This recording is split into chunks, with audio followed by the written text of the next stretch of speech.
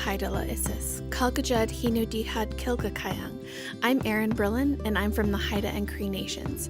Together with my husband, Andy Everson, we have dedicated ourselves to the revitalization and preservation of our cultures. But as each month passes, our communities along the coast lose precious elders. Every time an Indigenous elder passes, gone with them is a lifetime of wisdom that is lost to the coming generations. The next Ancestors podcast features Indigenous elders and cultural knowledge keepers who have amassed a wealth of knowledge to share with us all. Indigenous wisdom is needed now more than ever to help us navigate in these uncertain times. And through this podcast series, each episode will serve to preserve this valuable wisdom to share with the world before it's too late. Thank you for joining us on the next Ancestors podcast series, and I am so thrilled to have Chief Robert Joseph, also known as Bobby Joe, here with us today. And I just want to say how I'm so grateful for you to be here with us. I know that you are just endlessly giving back and showing up for things like this, but also just giving back to the culture. And you're literally known far and wide as the chief who just shows up with love everywhere you go. And so I'm so grateful to have you here as our first guest, and thank you for being here. Oh, thank you. That's so kind of you. I'm really happy to be here. You happen to be family for me, and I've watched both of you in love, moving forward together, doing all of these awesome things that you do that contribute to well-being of people, not just Indigenous people, but all the people from around the world who come and visit your beautiful home and business downstairs. I'm just so thrilled to be here.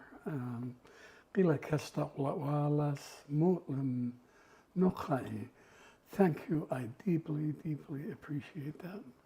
When I say far and wide, I'm not exaggerating. When we were in Japan, you were going to give a talk at the consulate. We were there the same day that you were giving the talk at the consulate. I thought, wow, he really does get around. They must have had you zoom in on a thing where you're presenting in Japan. So I literally mean it when I mean he's known far and wide across the ocean, across the other side of the world. And even next week, I'm still traveling a little bit. I'm going to the UK. Amazing. Yeah. Who is the person that you learned the most about your culture from, and what are some of the key teachings that you hold with you today? Yeah, you know what? There was not just one person, but there were my grandfather on my mother's side, her father. He adopted me. My dad died just before I was born. Oh. And so my grandfather took me in with my mother, Sally, my adopted mother. They were the couple who in their time, in earlier times before colonization, still lived community life as we used to. Oh. And still abiding strongly to family law and the importance of children. So I felt in those early years, those first 5-6 years, I really felt what love was like, and I really appreciated belonging. Nobody had to describe it in words, you could just belong. And it wasn't just to your grandparents, but the whole community, for all of its children, had a creed that said we were sacrosanct, that we were important, that we had to be cared for, and the whole village, as well as the parents, were responsible for that. And I think that's one of the really important baselines for Indigenous families, being told in old ways that we were cared for and loved and embraced with complete abandon, and that we'd be safe. And like I said, feeling belonging. And there's so, belonging is such an important thing. Throughout the course of time, when the newcomers came, we began to be removed from all sense of belonging, personally, individually, from our culture, from our language, from our way of being. And by the time the years flew by, little kids like I was lost touch with that. And it has a really heavy consequence to lose touch.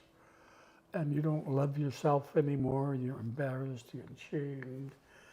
And I just can't understand why people came to our lands and treated us the way they did, so disrespectful. And it's left generations of harm behind it all. You know? Yeah. When you were younger, did you know that you would become a chief? Did you know that was No, something that was a part of your in path? those first 5 years, not really. I just felt like a prince, I guess, or somebody valuable. And it was important, and nobody explained it. You felt it, you lived in it. It was just so wonderful, right? It wasn't till much later, even beyond my teens almost, because I grew up in a residential school for those 11 years, and so I wasn't thinking, and I wasn't in contact with the natural surroundings and the families and our caregivers, right?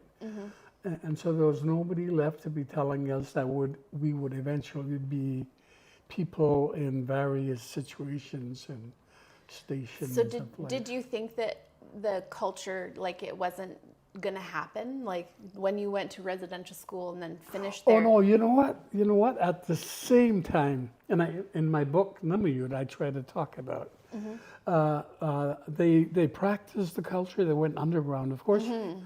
And I remember early, once or twice, and there are pictures of it, when I was in a mask, and I'm thinking, oh my gosh, this is like a parallel universe. I'm in this mask, and I'm the being that I represent in the mask, and I see the parallelity. There's no such word as that, but I know what you mean. yeah. And I knew and felt that, but I didn't know. I couldn't. My level of comprehension wasn't strong enough yet to feel or make or judge the comparisons and how it might impact. We just existed for the moment. And there were really beautiful moments to be in a big house. Even the little kids loved those moments. Even if we were scared of the dark corners and the shadows and Zunukwa or Bukwas, we were in our element. That's where we belonged. And so our emotions were protected in that way, right? So the potlatches were fairly frequent when you were a child? They were absolutely very frequent, yeah. Because we were living in isolation on the mainland, right? The Muslim Tribal Council now were the last to, as extensively as possible, practice potlatch, because the authorities were not often present. Oh, so they weren't policing Yeah, they couldn't be bothered going into the isolation, traveling up the river to Kinkum Inlet and stuff like that. So when you were a child, you were there to observe and witness, and did you That's participate? what we were, yeah. And we didn't know that. They didn't say, you're going to observe and witness. They said, keep still, watch, listen. And they didn't say, so you can learn, right? It was subconscious sort of. Yeah. And I think that's the best way to learn. Not to be told, you got to learn this, Yeah. but you're doing it by some natural process of, I don't know how you describe it. Like osmosis. Or like when you're just in the environment and you're soaking it in. Yeah, you just, you just soak it in Yeah. without knowing it even. Yeah. Right? And that's so natural, right? That's part of the natural world that we lived in. What phase of your life did you realize that you were going to be taking on a chief seat? And can you describe how that happened? Yeah, very late. I eventually left residential school, and my experience was really traumatizing, horrifying, and it had a consequence for me, almost lifelong. And I left there completely broken, without any sense of hope or purpose or value. And when you're traumatized like that, it's likely that you're going to become a part of addiction. And so for me, that's what happened. I every time those memories flooded back, I would, my response was, oh my God, gotta have a drink. And of course I had more drinks, more drinks. And I had to become a pretty hopeless alcoholic in the stage of my life before I suddenly realized. And it wasn't because I had the intellect to realize it, it was because I had this divine intervention, right? This vision about who I was. And that vision that I had was that I was loved and that I belonged. And that was enough, well, that's lots, enough to turn my life around. And then I began to slowly realize my responsibilities as a human being is not to be reckless or thoughtless or careless or not thinking about anything in an important way. I started realizing that I had responsibilities. And because of my life experience to that point, and all of my life living in brokenness and despair, I wanted to help mitigate that for others. And I discovered as I started to do that, that I began to heal. So I'm thinking I'm the healer here now, but I'm healing.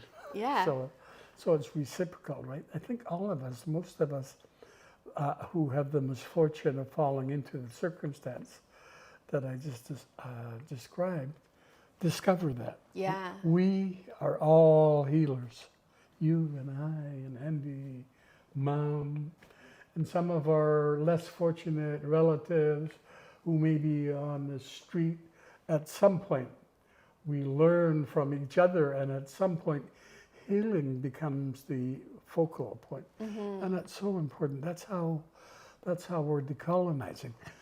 The whole issue of residential schools and the discovery that we had been subject to genocide and all of the trauma associated with that has led us to this moment and placed us in a position where we actually are not going to only heal ourselves, but we're going to heal those other people too, and the world and this planet. That's how big my vision is about who we've become as people who are ostracized, hated, dismissed, and I think that's our primary purpose overall in the grand scheme of things.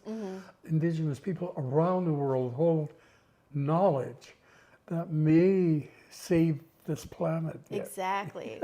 That's exactly why I wanted to do this podcast. And one of the things that I really appreciate about you is how forthright you are about your struggles with addiction, and then how that spiritual experience you had really turned things around for you. But your story in and of itself is so powerful that it really does heal people when you tell that story. And it gives people hope too, people who are still stuck in addiction. So tell me about did you get a clear sense of purpose for your life when you had that spiritual experience? Like you said, you knew, like you had responsibility. That's when you really knew you needed to step up. Yeah, when I had this vision and I heard this voice say to me, in spite of what you've done to yourself, I love you and you're part of all of this, the universe. That's the picture in the back of the book. Yeah. You're beautiful to the side. Yeah. And it was the universe. That picture represents the universe for me, right? Yeah. and I didn't know right away. It took a long time before I actually made the shift. I don't know, 2 decades probably. Oh, really? Yeah. So sometimes the seeds of hope and balance and harmony and wellness take time to manifest. Right. It wasn't an instant Yeah. shift. How old were you when you had that experience? 37, somewhere in there. Yeah. Yeah. And then it took a while. But like, when did you take on your chief seat? In the 80s, late 80s, early 90s. Yeah. And it took all that time before I was even starting to think that. What happened then was that I wanted to be a good boy around that period, right? So I went to all the potlatches in Alert Bay. And at that time, you could count almost on with your hands how many attendees were there. Not very many people. Really? And so there would be what they called the June sports, and there'd be a potlatch at the same time. So all the young people would flood in the afternoon as the potlatch started. And then when the first game started, they all flooded out. So there'd be just me and the old people, maybe a few young people. Oh, wow. A small handful. And because I kept going back, the next thing they did was, oh, you have to be an attendant. And nobody said, this is what you know, or ought to know, and these are the things you do when you're attendant. Nobody. Oh, they just threw you in sort there. of shoved you in there. And so I became an attendant and just repeatedly was an attendant, right? And still nobody, you had to learn as you But went. you didn't have too much guidance. They just Yeah, no guidance. And then over time, somebody said, oh, you're going to have to be speaker today. We don't have any speakers. Oh. So I went and I got up to speaker. And it was the same thing. Go and speaker. Go and be a speaker. And I had to learn over time, what the heck does a speaker do? What are his responsibilities? And no one ever sat me down and said, here are the commandments about being a speaker. So you weren't really that familiar with the protocol? No, not at all. Not, other than what I was exposed to subconsciously growing up as a little kid, going to potlatches. And I think the old people, the elders at that time, were, well, they were stuck between a rock and a hard place. Where else could you go? Right. Yeah, and so it was sort of mutual as an experience. I remember one time there were a couple of elders on the side, and I said something, and I saw them laughing. And I said, I thought there was, oh, I must have made a mistake. So I went to them afterwards, and I said, you know what? I saw you laughing. I don't mind that, as long as you're willing to tell me what you laughed about, so I could learn. Right? Yeah. And so that was by rote, learning slowly to be a speaker. And there couldn't be any other way, because the old ways of mentoring, tutoring, teaching speakers or attendants or anybody else in the potlatch circle just didn't exist anymore as a process, right? Yeah. Yeah, I'm trying to picture like the generation that you grew up in, and there was still people trying to keep traditions intact, but it was still sort of precarious in a way. Yeah. I think during that particular period, because young people, even younger than me then, had a real desire to know what culture was or is or meant. And they went when they did, but they were distracted. It was a really difficult period for all of us. You know, when I look now, it's so powerful. Young people really are knowledgeable. They've learned. They're brilliant. They're smart. I'm so happy that I've lived long enough. I'm persuaded in my own mind that the culture is going to survive. Our ceremonies are going to prevail, and now we're reaching out to have a deeper comprehension of the meaning Right. of this beautiful, powerful, constitutional like context called potlatch, right? Well, I'm pretty sure that most young Indigenous people are proud of their culture, Yeah. and when you start doing that, that pride eventually seeps into your own consciousness, For sure. and you become a proud Indigenous person, right? Yeah. I always think about our culture in the fact that it's always evolving and things are always changing. But is there certain parts of the traditional aspects of the culture that you really hope remains the same for the coming generations? Yeah, absolutely. If we thought it was that loosey-goosey, we're dead. We're Yeah. going to lose it. It's not that. There are essential elements and protocol of the culture, which kind of creates the overall format that need to be in place forever, because we represent back in time something that worked in the natural world, especially, and in the context of all that, we knew more about our relationship with the universe, with each other, with the animal world, with the things that fly and everything. We mimic that in our dances. So we see a sissu or a whale or a fish or a thunderbird or whatever it was, we mimicked it. And it was that way in which we found the ability to remember the oneness, the wholeness of creation. That's what Namwayut's all about, actually, in a deep level. And we never lost sight of that until more recent times we began to lose it. And some of our more eager, energetic young people who were taking over had some, were looking through colonial glasses or a perspective that they thought that everything has to change, including anything in the potlatch, and I think that's really, really dangerous. It's one thing we have that's unique in all the world, the Gwawaenuk, the Haida, the Channel, each of us, all of us. It's the one thing that we have that was absolutely real and divinely driven, right? And if you have something that you think is divinely driven and the source is from a greater, higher power, creator, Nawalak, whatever we call them, there's a purpose for that.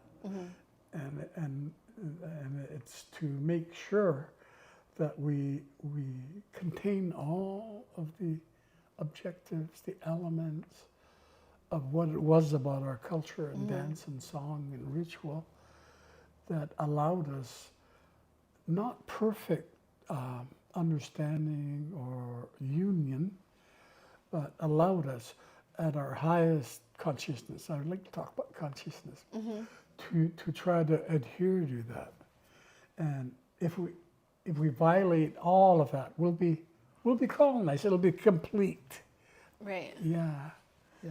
Are there some specific protocols that we should really make sure we're adhering to as the coming generations? Because I think, you know, that we're not in an era where people can just make things up. Yeah, you know what? And we don't want that to happen. So how do we know which ones we should really adhere to? Well, first of all, the most fundamental perspective or belief never detract from the idea that we had our own beginnings, our first ancestors, right? So if you know your own beginning and your own first ancestor, you know the territory. Right. And over time, when you hear about the history of our people, they have they've created laws and values and everything else about us that has allowed us to grow in the ways that we were meant in the first instance to grow, to love Mother Earth and everything else, that we're all interconnected. We all have a responsibility for balance and harmony and that kind of stuff. So that was really, really important. And I think the other thing is that there were elements of the potlatch dance and ceremony that were sacrosanct. They never varied other than the names or the ways in which they publicly displayed these things, like the Hamatsa. There's only one Hamatsa, and we should not give him a new definition. Right. Coppers, they're historical coppers. We haven't been able, and I don't think any of the other groups have been able to sit down and say, what do we do now? We've lost sight of all of the existing historical facts around coppers. What about these young people who are growing up now, and how are they going to apply copper in their ritual, right? Yeah, we talked about that when I interviewed Andy, because now it's sort of held up as a symbol of wealth. Yeah. Whereas in previous times, they actually had a dollar value. They had names, they were traded. They were a commodity, really, right? A currency. They were a personification of a family or a chief's standing, right?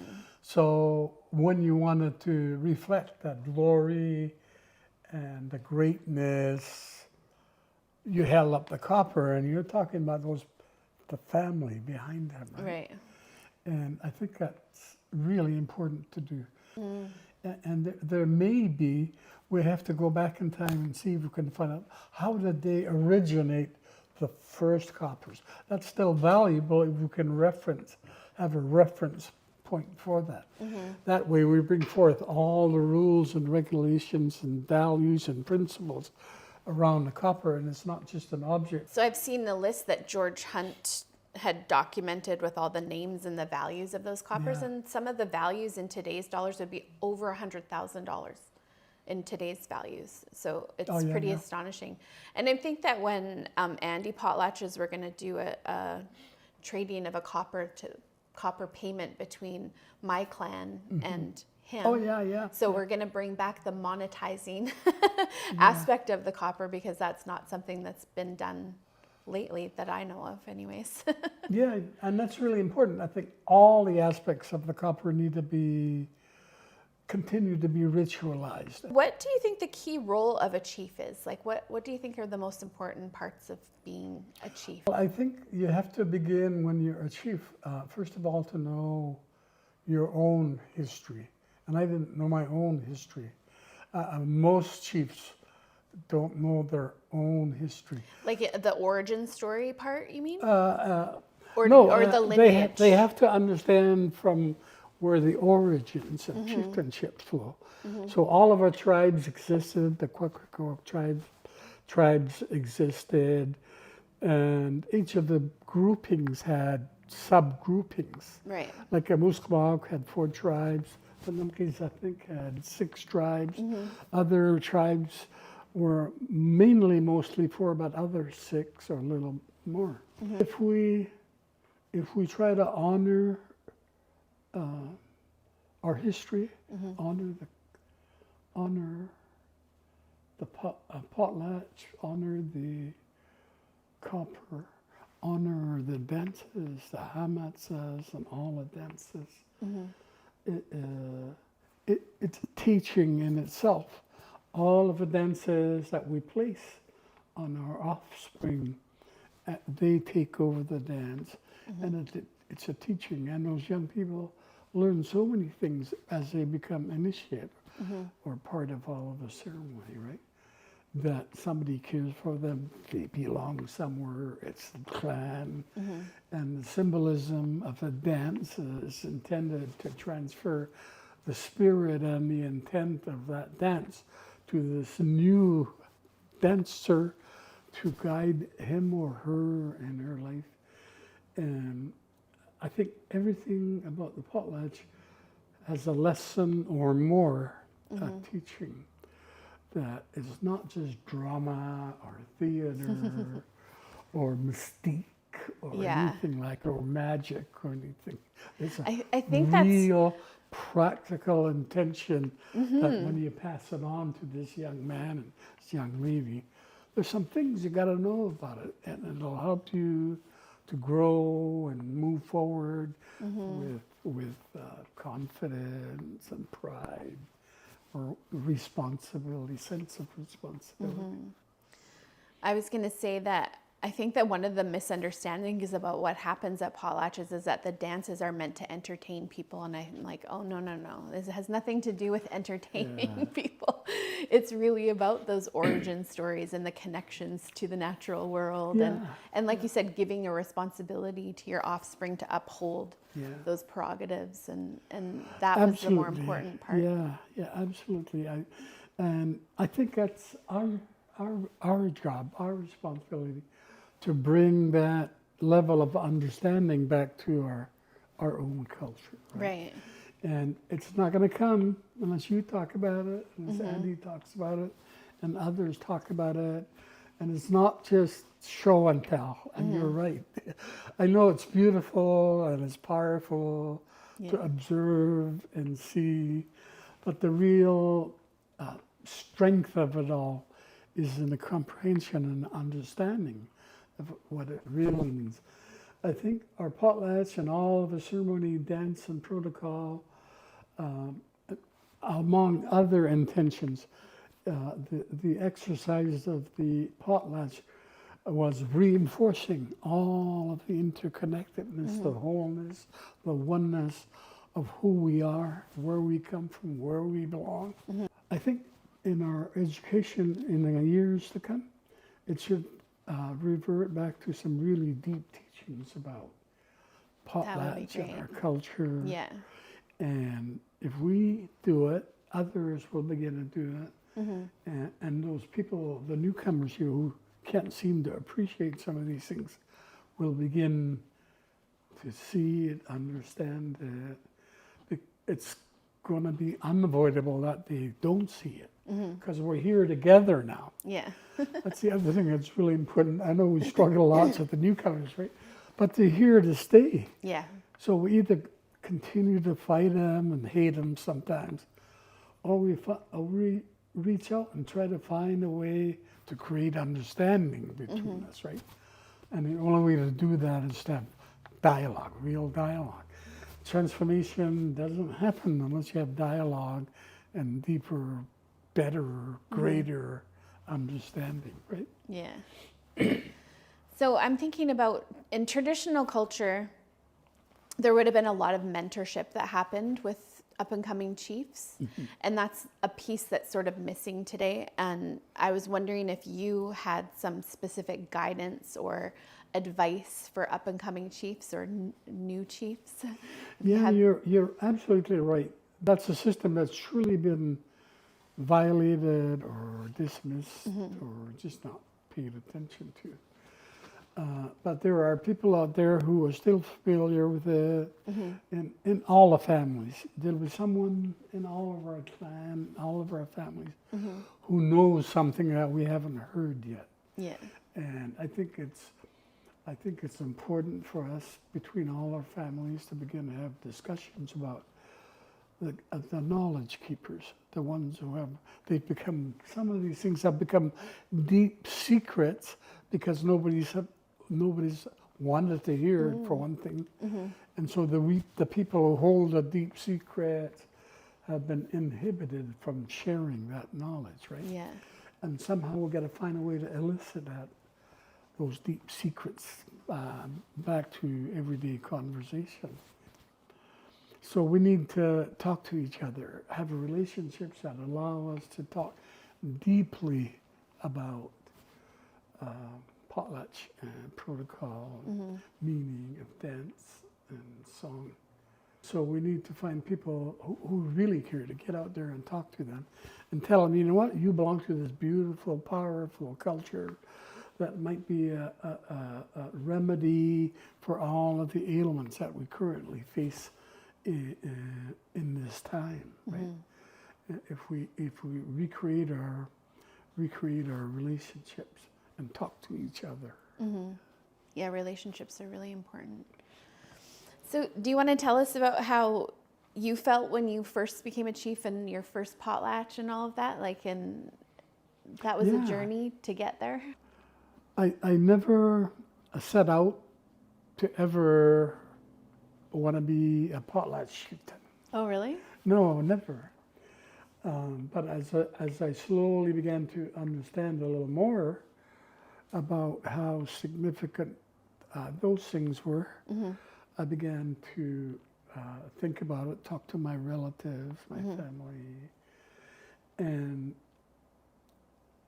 finally the residential school issue came, and I got a settlement, and I thought, oh, what do I want to do with this settlement, this money? Right. I've never had money, and never will probably.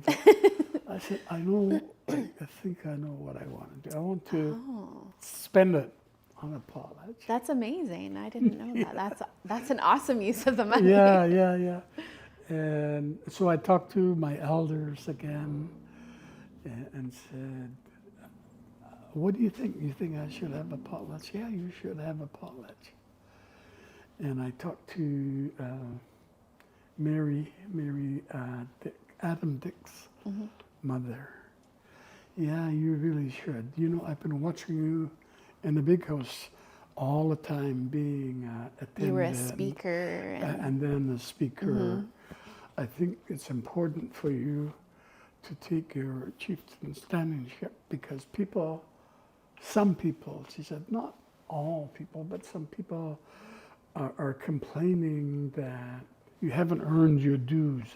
In spite of all the potlatches I've been to, you don't earn your dues until you actually get in. Right. Yeah. Until you potlatch. And then the light went on. I said, all right, I'm going to have a potlatch. So you knew you had a lineage chieftain seat put on you, but And how old were you when you potlatched? But I was fairly old, not way old, but fairly old. Like middle-aged? Yeah, maybe 40-ish or late 30s or something. Yeah.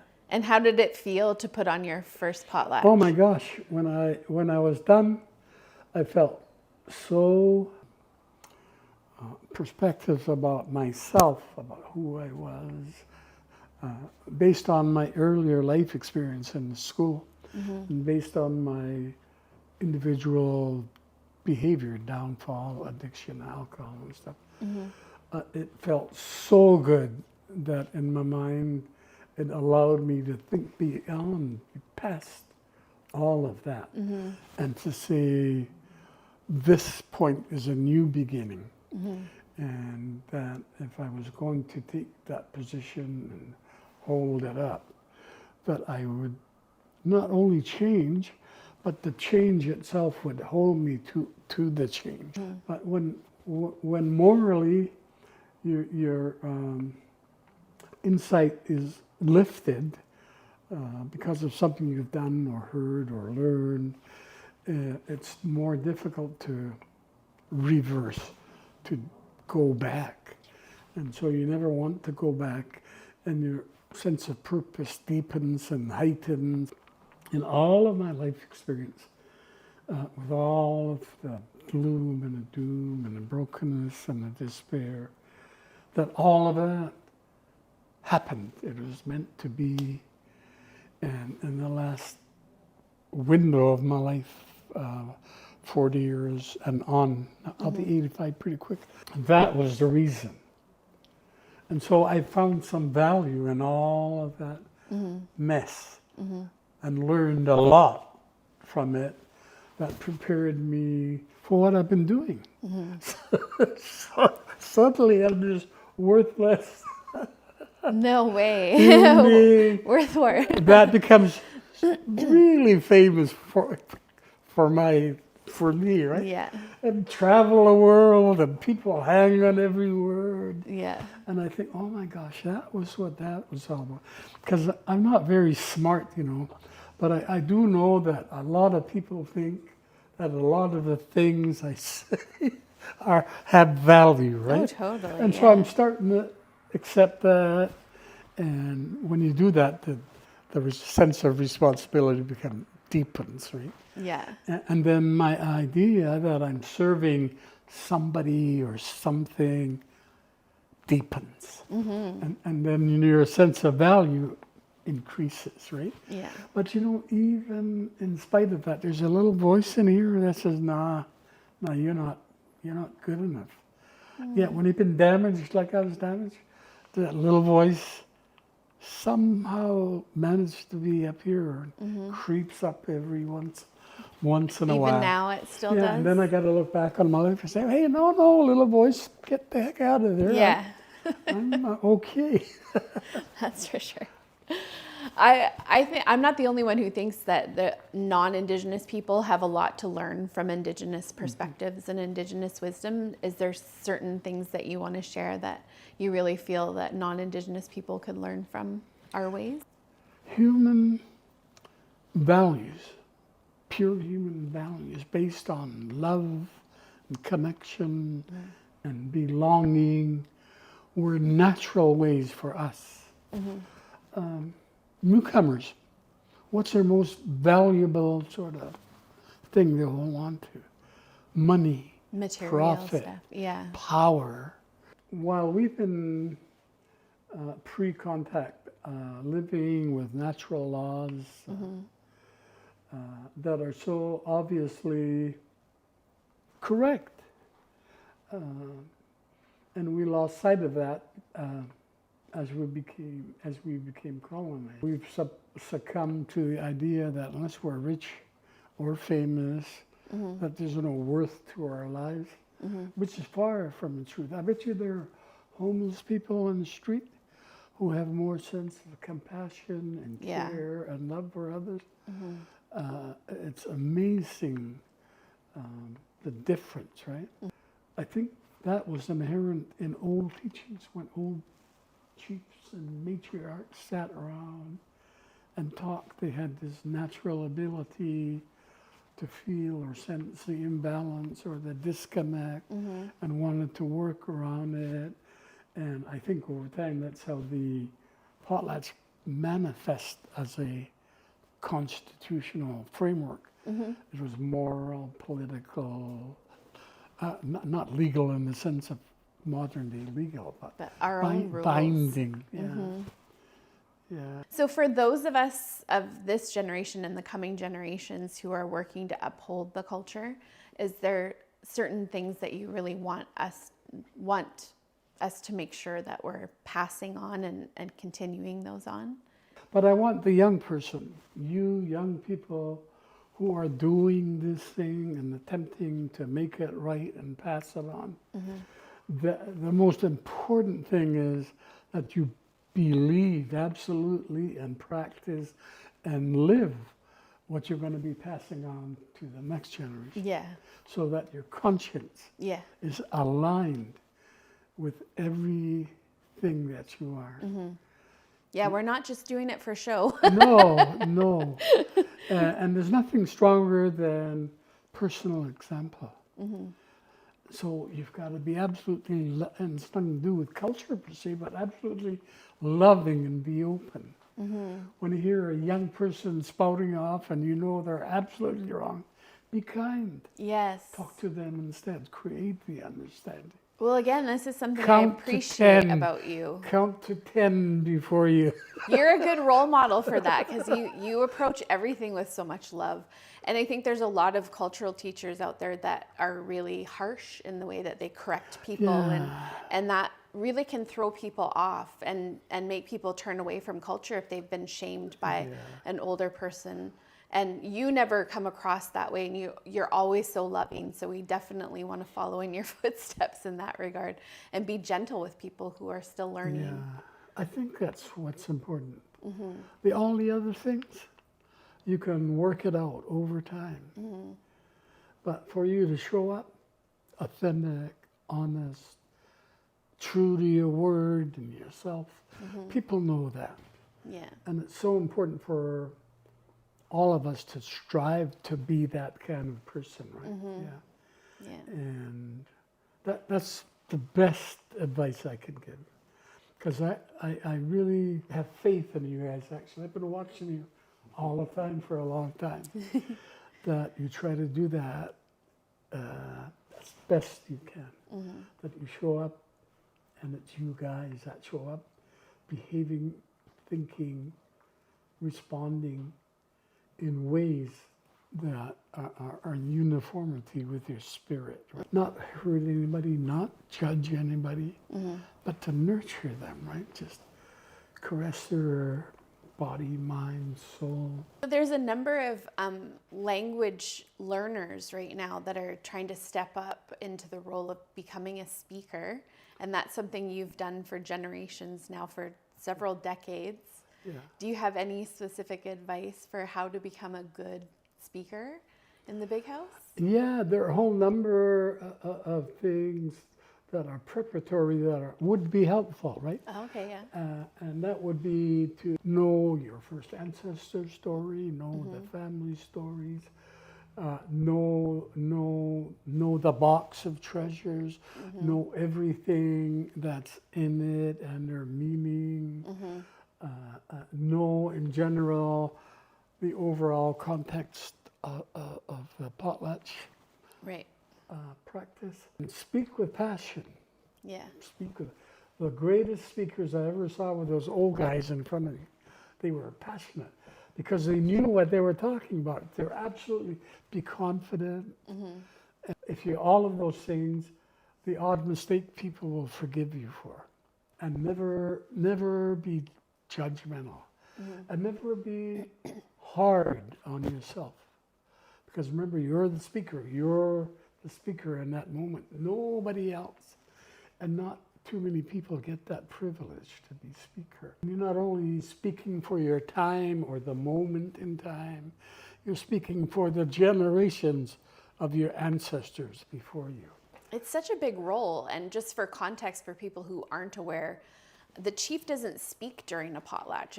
It's really the speaker is the sole duty is to speak on behalf of the chief and explain everything that's going on in the ceremony, and you're announcing names as they're given and dances that are given, and these things have to be really accurate because this is like the document of what's happening, right? And we're all there to witness. So the role of the speaker is probably one of the main roles in the whole. So there you go. You described it better than I did. Yeah, because I think there's a lot of people who probably are thinking, "What's a speaker? I don't understand what's going on." So, just to give context for it's really an important role, and if you know that it has the potential and the impact to not only be in the moment with people in a big house, but for generations to come, people that can be relying on some of the things that you said, 2, 3, 4 generations from now, the young people can look back and say, "Oh, that the old man said that 4 generations ago." And so you better be as close to the truth as you possibly can be, right? I think about what a challenge it is, because it's not just the role, but these people are having to learn the language and try to pronounce things properly. So that's a whole nother challenge that it's a lot of work to take on that role. It must be really frightening for new language learners. For me, that was my first language growing up. Then I forgot it for a long time. I was ashamed to speak it for a long time. But at least I knew the language, right? And even knowing it to the degree that I did caused apprehension. Was I right? Was I wrong? Yeah. And we simply have to go on the basis of what we know to be the truth that we're sharing at the moment, and not second guess ourselves. But right now you're fulfilling in that moment, in that space, the requirement of a speaker explaining, telling everything that needs to be told, and inspiring. Yeah. Inspiring those people, right? Yeah. Well, you definitely are an inspiration, and we hope to live up to your standards and your ability to love. Well, you know what? You too. I'm going to come back. If you haven't, way later. I'm in the spirit world. I'll remind you guys. Okay. I'm so happy to have the chance to sit down with you today. It was just so nice to be here. before I walked in here, I've always had so much respect for you guys. Oh, thank you. Way before, yeah. Thank you. So, Thank you for being here today. yeah, thank you. I feel like I was not